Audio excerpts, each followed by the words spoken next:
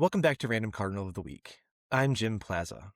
Be sure to check out Redbird Rundown and Viva Alberto's for the most in-depth coverage of the St. Louis Cardinals, and like and subscribe wherever you get your podcasts. Baseball has always had its share of oddities. Some are statistical. Some are just weird coincidences. Just recently, Cardinals pitcher Dustin May, wearing jersey number 3, started a game on May 3rd. And you just can't make that up. And then there are name coincidences. 2 players with the same name. Bill Lee, Chris Young, Adam Eaton, Max Muncy, and of course, Will Smith. But in 2008 and 2009, the Cardinals had something different. They had the Bryans.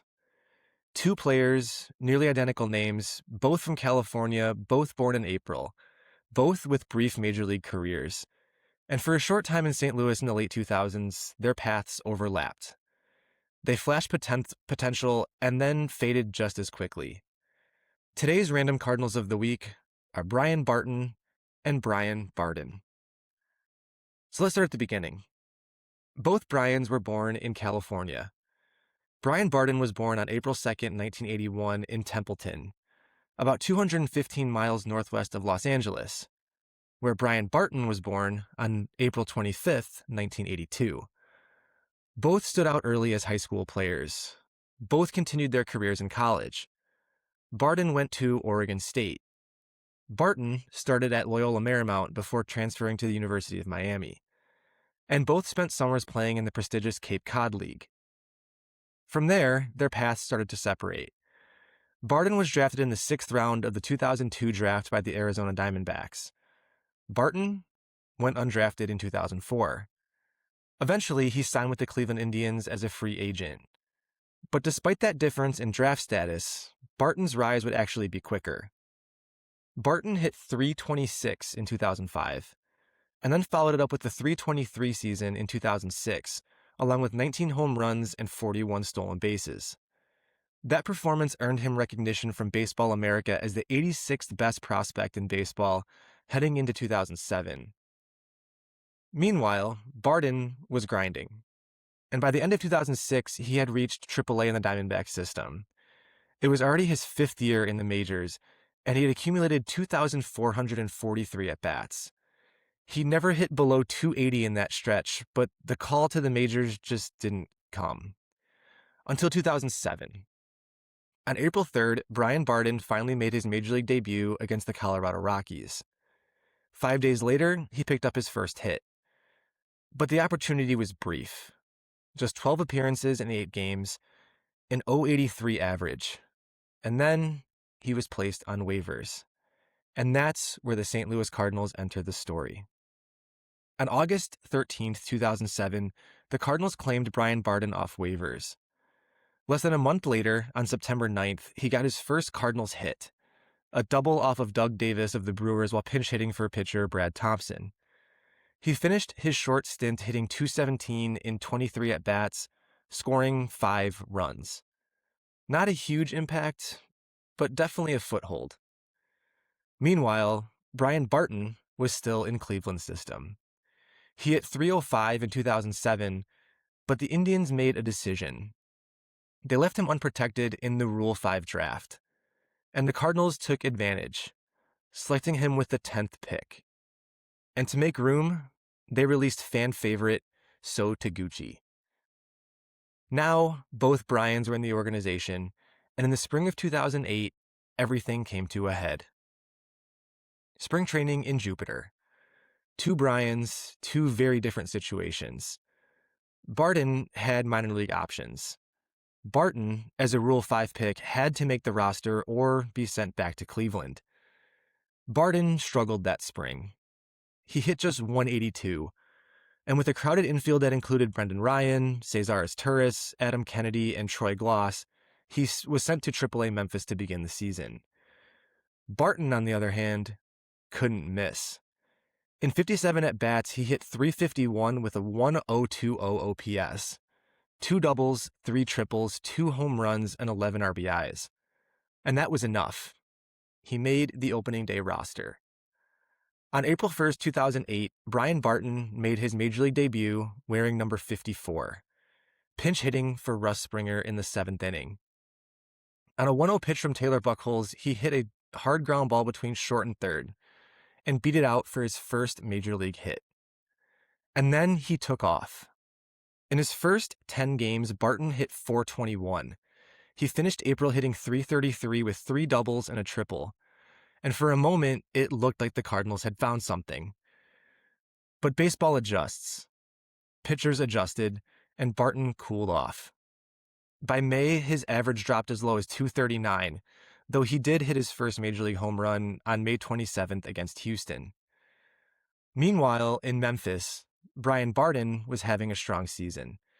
By August, he was hitting .295 with 9 home runs and 35 RBIs. He even represented the United States in the 2008 Summer Olympics. When he returned in September, the Cardinals called him up. And for the first time, the Bryans were teammates in St. Louis. Barton, by then, had shifted into more of a pinch hitting role. He finished 2008 hitting .268 with 2 home runs, 13 RBIs, and 3 stolen bases in 82 games. Barden appeared in 9 games, hitting .222 with an RBI, and played first, second, and third base in that time. 2 Bryans, 1 roster, brief flashes. In 2009, they returned to spring training together, but this time their roles flipped. Barton struggled, hitting only .192. Barden broke out. In 44 at-bats, he hit .386 with 5 doubles and a triple. And when the Cardinals broke camp, Barden went north with the team, and Barton went to Memphis. And just like that, things unraveled. Barton hit just .107 in 10 games at AAA Memphis, and on April 20th, 2009, he was traded to the Atlanta Braves for reliever Blaine Boyer. He would make just one more Major League appearance, June 3rd, 2009, as a pinch runner in the bottom of the 9th in a tie game against the Cubs. He tried to steal second and was caught, and it turned out to be the final moment of his Major League career. Back in St. Louis, though, Brian Barden was just getting started. On opening day 2009, Barden was in the starting lineup, at third base, hitting 8th and wearing number 23. He went 0 for 3, but then April happened. On April 13th, he hit his first Major League home run and stayed hot. Hits in 4 straight games, back-to-back home runs at Wrigley Field against the Cubs, and by April 17th, he was hitting .450. He capped off April hitting .385 with 3 home runs, 7 RBIs, and a 1.073 OPS. And at age 28, Brian Barden was named National League Rookie of the Month. It looked like a breakthrough, but it didn't last. In May, he hit just .132. In June, just .222 in limited action. And he was sent back to Memphis, where he hit .267 for the rest of the season. And after 2009, his time in St. Louis was over. Neither Brian would find sustained success at the Major League level after that. Barden played 35 games with the Marlins in 2010, hitting .179. After that, he bounced through organizations, played internationally, and in independent leagues before retiring at age 33. Barton never returned to the majors after 2009. He spent time in the Dodgers and Reds systems, and later in independent ball, ironically crossing paths with Barton again in 2014 in the Atlantic League. The Bryans aren't names you hear often. Their time in St. Louis was short.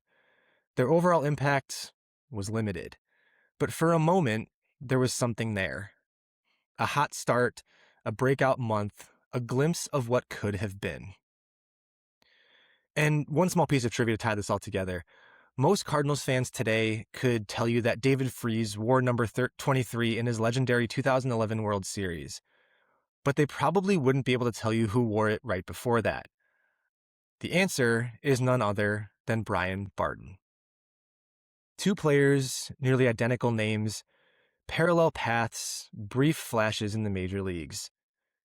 Baseball has its Smiths, its Eatons, its Lees, its Muncies, and for one short stretch in 2008 and 2009, the Cardinals had the Bryans.